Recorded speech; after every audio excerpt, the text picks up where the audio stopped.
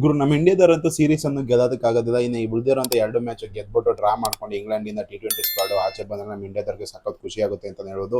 ಇವತ್ತಿನ ಮ್ಯಾಚ್ ಎಲ್ಲಿ ನಡೀತಾ ಇದೆ ಮತ್ತೆ ಪ್ಲೇಯಿಂಗ್ ಲೆವೆನ್ ಏನಾದ್ರು ಚೇಂಜಸ್ ಇರುತ್ತೆ ಅಂತ ನೋಡ್ಕೊಬರೋಣ ಬನ್ನಿ. ಎಲ್ಲೋ ಗೈಸ್, ಎಲ್ಲರಿಗೂ welcome to the my YouTube channel Prajwal analysis. ಗುರು, ಇಂಗ್ಲೆಂಡ್ ಅವರು ಸಖತ್ ಡಾಮಿನೇಟಿಂಗ್ ಕ್ರಿಕೆಟ್ನ ಆಡ್ತಾ ಇದ್ದಾರೆ ಅಂತ ಹೇಳೋದು. ಇಂಗ್ಲೆಂಡ್ ಟೀಮ್ನ ಸೋಲ್ಸೋದು ಸಖತ್ ಡಿಫಿಕಲ್ಟ್ ಅಂತ ಯಾವಾಗಲಿಂದನೂ ಗೊತ್ತು. ಯಾಕಂದರೆ ಅವರು ಸ್ಟೇಡಿಯಮಲ್ಲಿ ಅವರು ಸಖತ್ತಾಗಿ ಪ್ರಿಪೇರ್ ಆಗಿ ಬಂದಿರ್ತಾರೆ ಮತ್ತು ಚೆನ್ನಾಗಿ ಕಾಂಟ್ರಿಬ್ಯೂಟ್ ಕೂಡ ಮಾಡ್ತಾರೆ ಅವರ ಪ್ಲೇಯರ್ಸ್ಗಳು ಅಂತ ಹೇಳ್ಬೋದು. ಇವತ್ತು ನಡೀತಾ ಇರೋದು ಸ್ಟೇಟ್ ಯೂನಿಕ್ ಇಲ್ಲಿ ಬ್ರಿಸ್ಟಲ್ ಸ್ಟೇಡಿಯಂ ಇಂಗ್ಲೆಂಡಲ್ಲಿ ನಡೀತಾ ಇರೋಂಥ ಮ್ಯಾಚು. ಇದು ಹೊಸ ಸ್ಟೇಡಿಯಂ ಅಂತ ಹೇಳ್ಬೋದು. ಇಲ್ಲಿ ಜಾಸ್ತಿ ಮ್ಯಾಚಸ್ಗಳು ಆಡಿರೋಂಥ 12 ಮ್ಯಾಚಲ್ಲಿ ಸಖತ್ತಾಗಿರುವಂಥ ಫಸ್ಟ್ ಬ್ಯಾಟಿಂಗ್ ಆಡಿದವ್ರಿಗೆ ಸ್ವಲ್ಪ ಅಸಿಸ್ಟ್ ಜಾಸ್ತಿ ಸಿಗೋ ಸಾಧ್ಯತೆ ಇರುತ್ತೆ ಅಂತ ಹೇಳ್ಬೋದು. ಯಾಕಂತಂದರೆ ಫಸ್ಟ್ ಆವರೇಜ್ ಸ್ಕೋರ್ ಇಲ್ಲಿ 162 ಇದೆ ಅಂತ ಹೇಳ್ಬೋದು. ಮತ್ತು ಸೆಕೆಂಡ್ ಬ್ಯಾಟಿಂಗ್ ಆಡಿದವ್ರಿಗೆ 150 ರೇಂಜ್ಗೆ ಇಲ್ಲಿ ಸ್ಕೋರ್ ಬರುತ್ತೆ ಅಂತ ಹೇಳ್ಬೋದು. ಆದರೂ ಕೂಡ ಇಲ್ಲಿ ಚೇಸ್ ಮಾಡಿದವರು ಗೆಲ್ಲೋ ಸ್ಟ್ಯಾಟ್ಸ್ ಜಾಸ್ತಿ ಇದೆ ಅಂತ ಹೇಳೋದು. ಯಾಕಂದರೆ ಚೇಸಿಂಗ್ ಇಲ್ಲಿ ಸಖತ್ ಈಸಿ ಆಗುತ್ತೆ ಅಂತ ಹೇಳ್ಬೋದು. ಇಂಗ್ಲೆಂಡ್ ಅವರಂತೂ ಸಖತ್ ಕ್ವಾಲಿಟಿ ಕ್ರಿಕೆಟ್ನ ಆಡ್ತಾ ಇರೋದು ನಿಮ್ಗೆ ಎಲ್ಲರಿಗೂ ಗೊತ್ತಿದೆ. ಚೆನ್ನಾಗಿ ಪ್ರೂವ್ ಮಾಡ್ಕೊಂಡು ಬಂದಿದ್ದಾರೆ.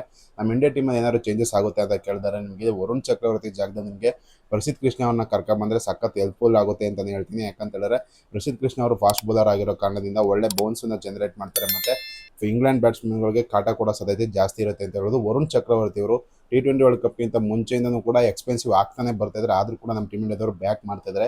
IPL ಕೂಡ ಅಷ್ಟೊಂದೇನು ಒಳ್ಳೆ ಸೀಸನ್ ಆಗಿಲ್ಲ ವರುಣ್ ಚಕ್ರವರ್ತಿ ಅವ್ರಿಗೆ, ಆದರೂ ಕೂಡ ಇಂಡಿಯಾ ಟೀಮಲ್ಲಿ ಅವ್ರನ್ನ ಬ್ಯಾಕ್ ಮಾಡ್ತಿದ್ದಾರೆ. ಇದು ಒಳ್ಳೆ ವಿಚಾರ ಅಂತ ಹೇಳ್ಬೋದು. ಆದರೂ ಕೂಡ ಇಲ್ಲಿ ಈ ಮ್ಯಾಚ್ನಲ್ಲಿ ವರುಣ್ ಚಕ್ರವರ್ತಿನ ಕುಣಿಸಿ ನಾವೇನಾದ್ರು ಈ ಸೀರೀಸ್ನ ಡ್ರಾ ಮಾಡ್ಕೋಬೇಕು ಅಂತ ಇದ್ದರೆ ಯೋಚನೆ ಇದ್ದರೆ ಇಲ್ಲಿ ಪ್ರಸಿದ್ಧ ಕೃಷ್ಣ ಅವ್ರನ್ನ ನೀವು ಆಡಿಸಿದ್ರೆ ಒಳ್ಳೆಯದು ಅಂತ ಹೇಳ್ಬೋದು. ಇಲ್ಲಿ ನಿಮಗೆ ಹರ್ಷದೀಪ್ ಸಿಂಗು ಮತ್ತು ಹರ್ಷಿತ್ ರಾಣಾ ಮತ್ತು ಪ್ರಿನ್ಸ್ ಯಾದವ್ ಪ್ರಸಿದ್ಧ ಕೃಷ್ಣ ಬೌಲಿಂಗ್ ಮಾಡಿದ್ರೆ, ಮತ್ತು ಇಲ್ಲಿ ಅಕ್ಷರ್ ಪಟೇಲ್ ಸಪೋರ್ಟ್ಗೆ ಮತ್ತು ನಮಗೆ ಶಿವಮ್ ದೂಬೆ ಕೂಡ ಬೌಲಿಂಗ್ ಮಾಡೋದಿಲ್ಲ. 6 ಬೌಲಿಂಗ್ ಆಪ್ಷನ್ 7 ಬೌಲಿಂಗ್ ಆಪ್ಷನ್ ಕೂಡ ನಿಮಗೆ ಸಿಗುತ್ತೆ ಅಂತ ಹೇಳ್ಬೋದು. ಅಭಿಷೇಕ್ ಶರ್ಮಾ ಕೂಡ ಬೌಲಿಂಗ್ ಮಾಡ್ತಾರೆ. ಸಖತ್ತಾಗಿ ಇರುವಂಥ ಬೌಲರ್ಸ್ಗಳನ್ನ ಇಟ್ಕೊಂಡಿರೋದಿಲ್ಲಿ ಶ್ರೇಯಸ್ ಅಯ್ಯರ್ ಅಂತ ಹೇಳೋದು. ಆದರೂ ಕೂಡ ಯುಟಿಲೈಸ್ ಮಾಡ್ಕೊಳ್ತಾ ಇದ್ದಾರೆ. ಇಲ್ಲಿ 2 ಜನ ಸ್ಪಿನ್ನರ್ಸ್ಗಳನ್ನ ಆಡಿಸೋದು ಇದು ಇಂಗ್ಲೆಂಡ್ ಕಂಡೀಷನಲ್ಲಿ ಅಷ್ಟು ಸೂಕ್ತ ಅಲ್ಲ ಅಂತ ಹೇಳ್ತೀನಿ. ಏನಾದ್ರು ಇಂಡಿಯನ್ ಕಂಡೀಷನ್ ಆಗಿದ್ರೆ ಇಲ್ಲಿ ನಿಮಗೆ ರವಿ ಬಿಷ್ಣೋಯ್ನೂ ಆಡಿಸಿ, ಇಲ್ಲಿ ಅಕ್ಷರ್ ಪಟೇಲ್ನೂ ಆಡಿಸಿ, ಮತ್ತು ವರುಣ್ ಚಕ್ರವರ್ತಿ ಅವ್ರನ್ನ ಆಡಿಸಿ, ಮತ್ತು ವಾಷಿಂಗ್ಟನ್ ಸುಂದರ್ನೂ ಕೂಡ ನೀವು ಆಡಿಸಿ ಅಂತ ಹೇಳ್ಬೋದಾಯ್ತು. ಯಾಕಂತಂದರೆ ಸ್ಪಿನ್ಗೆ ನಮಗೆ ಇಂಡಿಯಾದಲ್ಲಿ ಅಸಿಸ್ಟೆನ್ಸ್ ಸಿಗುತ್ತೆ, ಆದರೆ ಇಲ್ಲಿ ಇಂಗ್ಲೆಂಡಲ್ಲಿ ಸಿಗೋದಿಲ್ಲ. ಯಾಕಂದರೆ ಫಾಸ್ಟ್ ಬೌಲರ್ಸ್ಗಳು ಹೆಚ್ಚು ವಿಕೆಟ್ನ ತೆಗೆಯೋ ಸಾಧ್ಯತೆ ಇರುತ್ತೆ ಇಂಗ್ಲೆಂಡಲ್ಲಿ ಅಂತ ಹೇಳ್ಬೋದು. ಇವತ್ತಿನ ಮ್ಯಾಚ್ ನಾವು ಇಂಡಿಯಾದವ್ರು ಗೆಲ್ಲಬೇಕು. ಇಲ್ಲಿ ವೈಭವ್ ಸೂರ್ಯವಂಶಿ ಹಾಗೂ ಅಭಿಷೇಕ್ ಶರ್ಮಾ ಅವರು ಯಾವ ರೀತಿ ಸ್ಟಾರ್ಟ್ ಮಾಡ್ತಾರೆ ಅಂತ ಇಲ್ಲಿ ಇಂಪಾರ್ಟೆಂಟ್ ಆಗುತ್ತೆ. ಎಲ್ಲ ಬಾಲು ಹೊಡೆಯೋದಕ್ಕೆ ಹೋಗ್ತಿದ್ದಾರೆ ಇಲ್ಲಿ ವೈಭವ್ ಸೂರ್ಯವಂಶಿ ಹಾಗೂ ಅಭಿಷೇಕ್ ಶರ್ಮಾ ಅವರು. ಹೌದು, ಅಭಿಷೇಕ್ ಶರ್ಮಾ ಅವರು ಸಕ್ಸಸ್ ಕಂಡಿರೋದೇ ಅದೇ ರೀತಿ, ಆದರೆ ಅವ್ರು ಸ್ವಲ್ಪ ನೋಡ್ಕೊಂಡು ಆಡಬೇಕಾಗುತ್ತೆ. ಎಲ್ಲ ಬಾಲು ಹೆಂಗಾರ ಇಲ್ರಿ ಹೆಂಗಾರ ಬರ್ನ ಸ್ಟೆಪ್ ಔಟ್ ಆಗ್ಬಿಟ್ಟು ಸಿಕ್ಸೇ ಹೊಡಿತೀನಿ ಅನ್ನೋಕೆ ಹೋಗ್ಬಿಟ್ಟು ಅಭಿಷೇಕ್ ಶರ್ಮಾ ಅವರು ಎಷ್ಟೊಂದು ಮ್ಯಾಚ್ನ ಕೈ ಚೆಲ್ಲಿದ್ದಾರೆ ಅಂತ ಹೇಳೋದು.